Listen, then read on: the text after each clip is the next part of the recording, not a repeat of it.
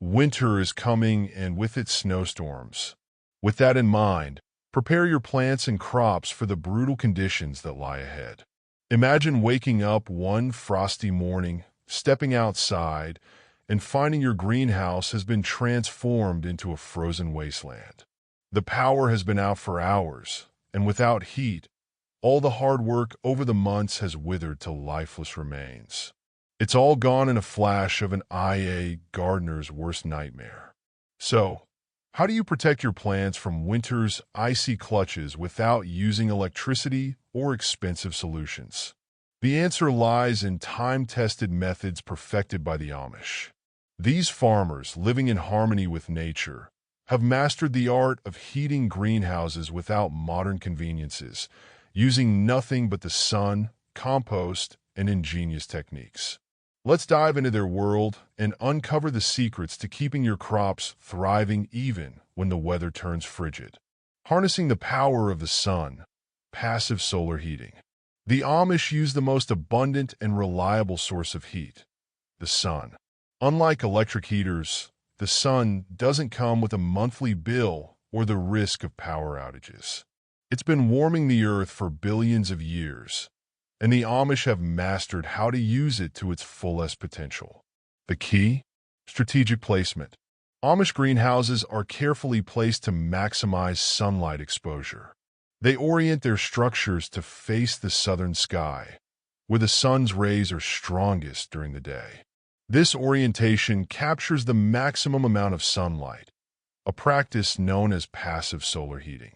By doing this, they eliminate the need for fancy machines or energy-hungry systems. But what about the shorter days of winter? The Amish design their greenhouses with materials that trap and hold heat. Glass, clear plastic, and other transparent materials let sunlight pour in and warm the interior. The heat is absorbed by surfaces inside, soil, plants, pots, and is then slowly released as the temperature drops. Think of it like a car left in the sun. It stays warm long after the engine is off. To enhance this effect, Amish greenhouses often feature angled roofs and double-layered walls. These designs increase sunlight capture and reduce heat loss, turning the greenhouse into a mini sun-powered oven. Thermal mass, nature's heat battery. One of the most interesting techniques that the Amish use is thermal mass. Sounds like a term from your high school physics class, but it's really quite simple. Thermal mass refers to materials that absorb heat during the day and then release it slowly at night. The Amish will use stones, bricks, and even water barrels in their greenhouses. These materials function like solar batteries, absorbing heat from the sun when it shines and re-radiating it when temperatures drop. For instance, a 55-gallon water barrel placed properly in a greenhouse can keep the space warm through an entire chilly night. Dark color materials work best because they absorb more sunlight. The Amish use dark stones, clay pots, and bricks, which serve as both functional heat reservoirs and aesthetic features. By leveraging thermal mass, they reduce the need for additional heating by up to 15%. Proving that a little science goes a long way. Composting, turning waste into warmth. The Amish are great at efficiency, and composting is one of the best examples of this. Decomposing creates heat, and the Amish use this process to warm their greenhouses.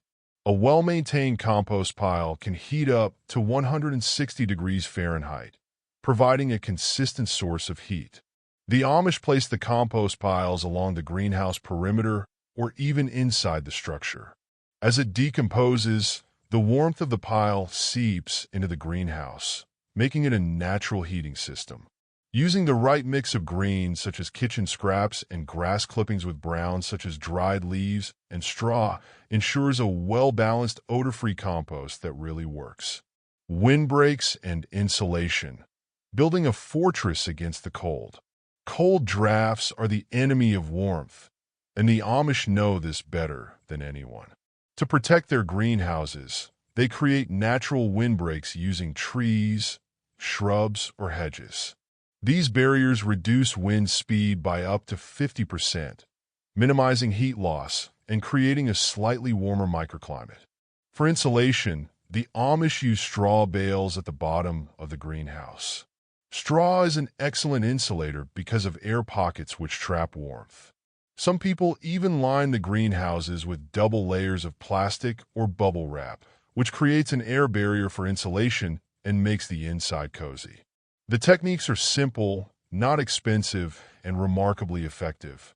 Selecting correct crops, cold-hardy winters. Not all crops are created equal in winter survival.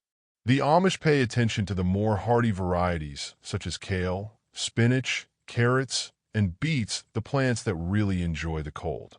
Some of these, like kale, are even better after a frost, as they take in starches and turn them into sugars for natural protection. The Amish also engage in succession planting, which simply means they stagger their crops to guarantee a continuous harvest. It makes their greenhouses productive all year, proving that planning is equally important to planting. Low-tech heating solutions, cold frames, and hotbeds. Cold frames and hotbeds are other ingenious methods the Amish make use of. A cold frame is just like a mini greenhouse. It captures sunlight to keep plants warm. It's relatively simple to build from wood with clear plastic or glass covering. Adding straw bales around the frame will really enhance the insulation properties for starting seeds or young plant protection. It extends from hotbeds where compost or manure is added at the bottom of the soil. The decomposition of this organic material produces heat, thereby warming the soil. From the combination of these frames and hotbeds, this creates a self-sustaining, low-cost heating system. Sustainability. The Amish way of life. At the core of Amish farming is sustainability. The techniques they use have been handed down through generations, so that is proof that something so simple can be really efficient. Working with nature, not against it, not only makes crops flourish but also preserves the environment. Final thoughts. Just in time for winter, learn how to take a page from the Amish playbook to keep your greenhouse warm without electricity. Using sunlight, thermal mass, compost, and natural insulation, you can keep your greenhouse warm and your plants healthy without electricity. These old-fashioned methods are more than just practical. They represent the power of working with nature. So, why not give them a try? Your plants and your wallet will thank you.